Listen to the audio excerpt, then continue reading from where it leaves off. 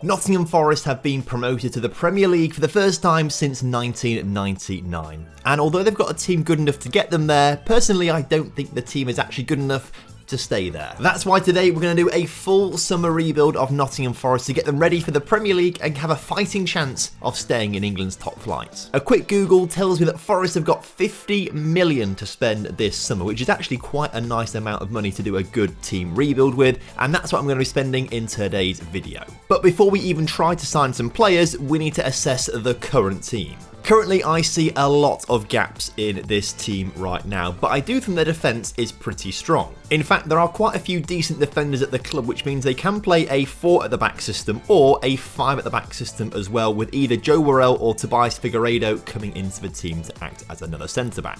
They've also got youngster Loic Mbiso, who's got really high potential, and I think he would be a great player as well. Maybe not quite ready just yet, but would be really solid in the Premier League in a couple of seasons' time. After the defence, though, going forward, there are some issues with the team, particularly in the midfield and the attack. Now, Ryan Yates, I think, is a really solid midfielder who actually went to a primary school near me, and I played against him at primary school football level. They've also got the enigma that is Brennan Johnson, who is a fantastic young talent, and I'm not just saying that because he played for Lincoln City. I genuinely think he's a fantastic young talent, and actually he's not the only young talent that Nottingham Forest have. Jonathan Panzo, a young left-back / centre-back, I think will be really decent in the future. Jada is a solid young CDM, think he'll be quality too. And Alex Mighton is a great young left-winger, so they've got plenty of youngsters in the team to develop. But of the players that have currently not got positions in the first team, all of these people, for me, can probably go. Quite a few of them have contracts that are expiring, players like Jack Colback, Jordan Smith and Bong. So they're going to leave at the end of the season on a free deal. The rest of them I'm going to try and sell at some point. Hello, Tom from the future here. I'm going to show you all the players that we've sold in today's rebuild, because if I did it throughout the entire episode, this would take far too long. So we've made a grand total of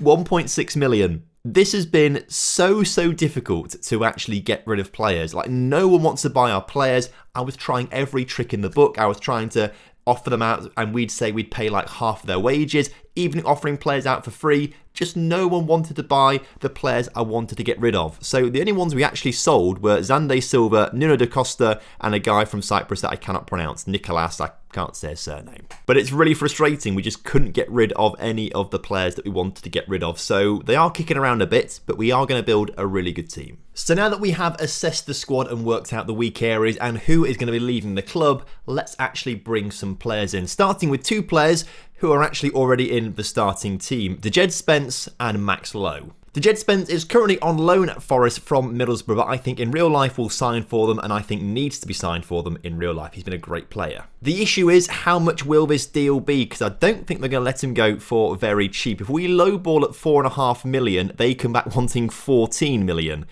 Right, if we can go to 5 and 4 million for 9 million, they accept that. That's cheaper than I thought it was going to be. Max Lowe, though, might be a little bit more of an issue. He's currently at Sheffield United. Of course, they didn't get promoted.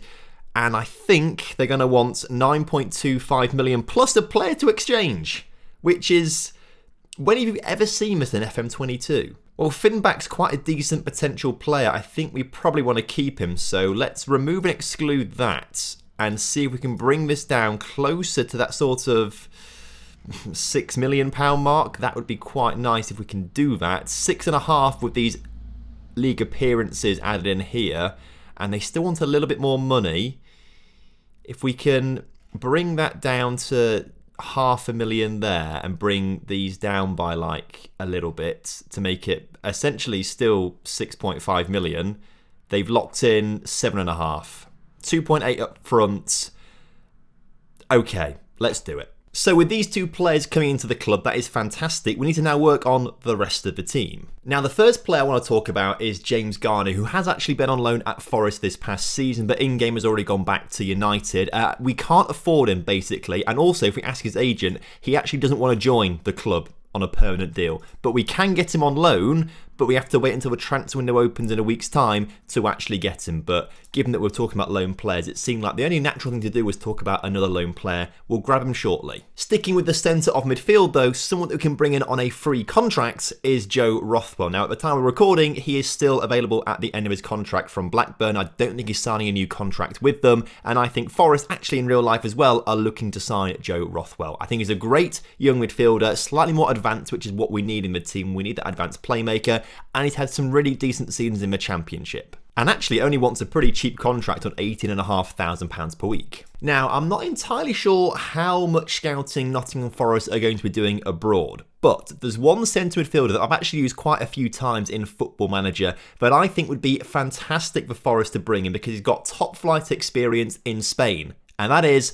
Jaime Sione. Again, coming to the end of his contract with Huesca, and from what I can gather, he's not going to sign a new one with them, and I think would be a great addition for Forest, and a new challenge in the Premier League would suit him quite nicely. Now, he wants a lot in his contract, and also I've just spotted down at the bottom about a work permit, that he wouldn't get one, and maybe that's why no English clubs are looking at him in real life. I mean, I've put the offer in. We'll have to wait and see if he actually gets a work permit. That's something I didn't really think about, to be fair.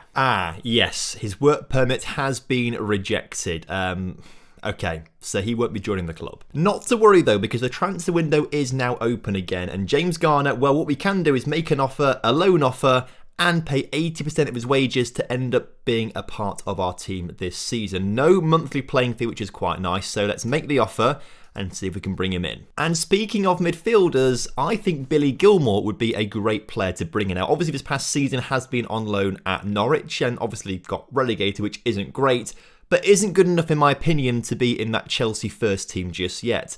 But is good enough to be in the Premier League. So I think Forest would be brilliant to bring him in. I think it'd be a great club for him to develop and play well at. So transfer, make an offer, loan offer, 60% of the wages is what they want, and zero playing monthly fee as well. But for me, there needs to be a marquee signing in the centre of midfield, and I think that is Sheffield United's Sander Berge. I think he would be a fantastic addition to this Nottingham Forest team. Also, did not realise he was 6'5". That is such an advantage. I'd probably actually bring him in to be the first choice CDM as a ball winner. I think he'd actually be really solid at that, but obviously is versatile enough to play a little bit more advanced as well in the midfield. The issue is going to be, how much will Sheffield United want? I think if we put £15 million down, they're still going to want an awful lot more than that. If I press suggest on that, they want 16 and 10, 26 million. That's not going to happen. We could maybe go 13 and 7 for £20 million total. And they want a bit more. They want 4 million down the line. If we put that to 1 million for 21 million, they then want... after 10 international games, 4 million. How many caps have he got? 33. Okay, he's very likely to get those then. Let's remove that. Put it up to 2 million for after 50 league appearances for 22 million total, which they accept. I also want to capitalise pretty early on a loan on the left wing, and that is Jayden Braff, who plays for Man City and is a real prospect who probably does deserve some Premier League football. Obviously, not good enough to start for Man City, but Nottingham Forest, I think, would be a really good stepping stone. And again, it's another nice one because there's no monthly playing fee and only a small percentage of the wage as well. So make the offer for him and see if we get that loan accepted. The other option we have on that wing is Rhys Nelson. Now, I'm not entirely sure he'd actually come to Nottingham Forest in reality, having just made the Europa Conference League final with Feyenoord. I imagine he'll end up playing at Arsenal quite a bit next season. I don't think we can actually make a loaner bid just yet. We can't because he's already out on loan. But we might come back for him when he actually gets back from Feyenoord. Now, another area that I think Forest need to improve on is their attack. And what I think they should be doing is looking to try and poach some players from relegated Norwich. There are 3 players available from Norwich right now that I think would be actually really quality signings for Forest: Timo Pukki, Milo Rashica and Josh Sargent. I've also actually highlighted Joseph Martinez from Atlanta United. Again, it's one where it's a bit left field, but he actually would get a work permit because he does play a lot for Venezuela. And I've also highlighted Joel Pirro from Swansea in the Championship as well, a really top quality striker. Now, Milo is the most expensive, so he's probably out of the question actually when we try and look to bring other players in. But I do think experience is needed in the team, particularly because we're going to have a very young centre midfield. I think Pukki coming in would bring that Premier League experience as well as the overall footballing experience to the team. Apparently has been transfer listed for around £5 million in game. Not sure if that's like true in reality or not, if that'll happen or not, but we can pick him up for just over £5 million here. Then I also think we need to be looking at Josh Sargent. Obviously a really decent striker, but also can play as a backup right-hand side winger to Brennan Johnson, but could also link up as well with Alex Mighton, who's also an American with him, and they can also maybe break into the national team together or something. The thing is though, if we want to bring him into the team, apparently we've got to pay at least £15 million to get all the work permit points and things like that, and that's maybe why he'll end up staying at Norwich this coming season. I think with the player of his quality and potential, he should be in the Premier League, but I mean, how much do they want? If we put £10 million down, they want 12. I mean, we could do 11, right? If we say 11, 8 and 2 like that, they'll accept 11. It's 15.5 to guarantee it for the work permit, but he should be okay, I think. I'd also like to bring in either Joel Pirro, which I think I'm saying all wrong, or Joseph Martinez. However,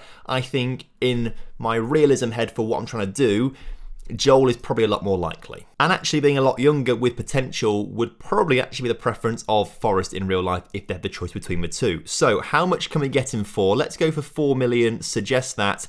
They come back wanting 12.5, which we can certainly get down to 5. I reckon 8.5 there after 50 league games, £500,000. So £9 million total, deal. And now slowly throughout the rest of June, all these players are going to start trickling through as James Garner joins the club. Well, I forgot the loan rules because Jayden Braff can now not play for us because we've got 2 long-term domestic loans in Gilmour and James Garner. Now, in all of these situations, I do have a backup, and the backup in this situation is Elias Chair of QPR, who I think deserves a step up to the Premier League. Now, strangely enough, we've been given a transfer range of £375,000 up to 7.4 million. So if we just put a million on the table, they come back and say they want 7.5. Right, well, we can work this down, can't we? Let's work it down to 2.2, so that's 4.4 plus 200k there after 50 league appearances. That's 4.6 million. Which they agree to. Much cheaper than I think it would actually be in real life. In reality, I think that deal will be a lot more expensive. I'm also having a ridiculously hard time selling players. Like, no one wants to buy our players. It's really difficult. The only player on the 22nd of June so far that we have successfully sold is Xande Silva to Santa Clara. Like, I can't get rid of them. I've even said to other clubs, we will pay the wages of this player or a certain amount of the wages. And even still, Lyle Taylor, like, no one wants him because of the wages. I'm literally trying every trick in the book and I just can't get rid of them. Now I've also just spotted that Karius is now available on a free transfer. What would his wages be if he was to join the club? Because I think he probably is better than Bryce Samba. Although Bryce Samba's great, Karius has played in the Champions League final and I think would be pretty good to bring him in. Oh my word, he only wants 40 grand a week, which would make him one of the highest earners at the club by quite a bit. But I've got to 35, but I think it would actually be worth a punt, you know. Although Bayern Munich are also bidding for him, so I think I know where he's going to go. And yes, as expected, Karius has gone to Bayern Munich. And so as pre-season is in full flow, I think our rebuild here is done. Now, we've actually spent 62 million, although a lot of that is in the future as well. So we have kept within our budget this season, which is quite nice, especially as we only managed to sell £1.6 million worth of players. I cannot believe no one wants to leave the club. But obviously, Joe Rothwell in on a free, a great centre midfielder. And then to complement him, we've got Max Lowe coming in and Dejed Spence, both wing-backs who are fantastic. James Garner back on loan for another season.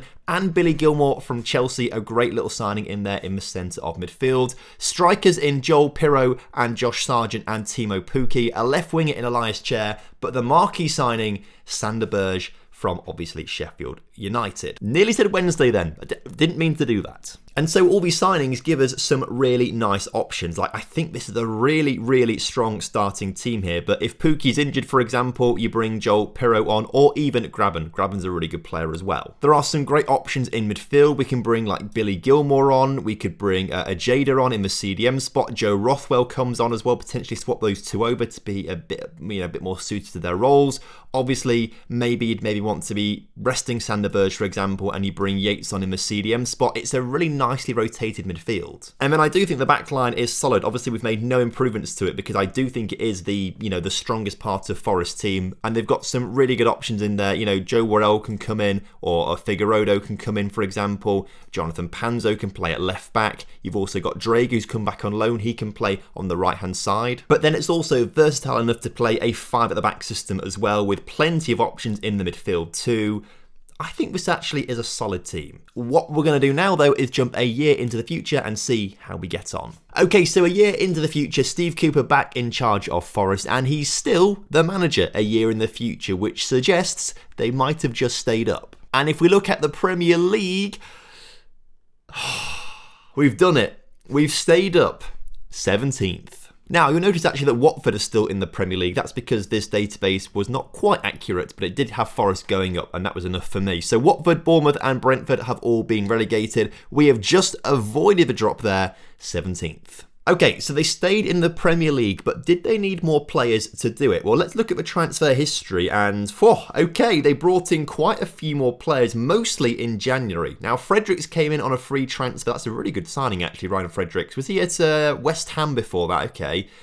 Not sure I would have brought him myself, but there we go. He's in the club and obviously done a decent job. And then in January, they brought in quite a few players, actually, for £18.5 million total. Lafont is a really solid signing. That's actually quite impressive, to be fair. He'd be a really good signing for Forest in real life if they could get him. Ayoze Perez for £2 million as well. Very good, but I'm not quite sure if that's actually that realistic. They've also got quite a few players away on loan. Now, quite a few of these players I tried to sell on permanent transfers and loans, and they just wouldn't ever leave the club. Players like Surridge and Lolly. But they have got them away, which is quite good. But also, interestingly, Graben, who I gave a new contract to, thinking he'd be a decent player to keep at the club, but they let him go. So who have the star players in the team be? Well, Lewis Graben's got the most goals, but that's not been at the club, so we can ignore him. Actually, Josh Sargent's gone on to score 6 goals, and Brennan Johnson's gone on to score 6 goals as well. So they are the two top scorers at the club. I tell you what, I'm a bit disappointed by Pookie. Got 6 goals too, but I would have expected more. And I would have expected an awful lot more from Joel Pirro, who's only got 2 goals this season. In terms of assists, well, Billy Gilmore's got 6, Sander Berge has got 6, Max Lowe's got 4, James Garner's got 3, and Ryan Fredericks has got 3 as well. And in terms of average ratings, well, James Garner, Brennan Johnson, and Scott McKenna and Steve Cook all up there with 7s and above. So I think the players that we brought in have had a decent impact at Forest and have kept them up. But I would have expected a few more goals from the strikers that we brought in, but I think the assists that we've got from Gilmore and Sander Berge in particular have been really good. So that's going to bring an end to today's rebuild. Thank you very much for watching. Hope you guys have enjoyed it. And of course, if you have done, make sure you do drop a like on the video for me. Subscribe if you're new around here and leave a comment down below for the YouTube algorithm. Until next time, have a good one. Goodbye.